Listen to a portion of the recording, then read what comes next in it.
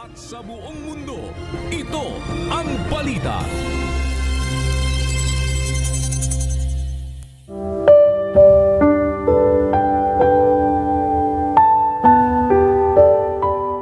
At pagtingin ni Jesus ay sinabi sa kanila, hindi mangyayari ito sa mga tao.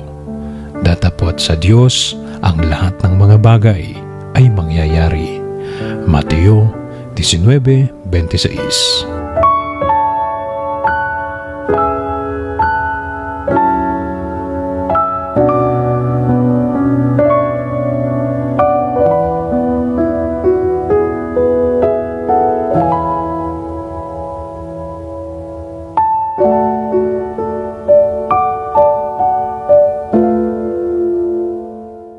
Sa ngalan ni Kuya Daniel Razon, ako si Victor Cosare at dito sa UNTV, Diyos ang aming sandigan, serbisyo publiko ang aming pinahahalagahan.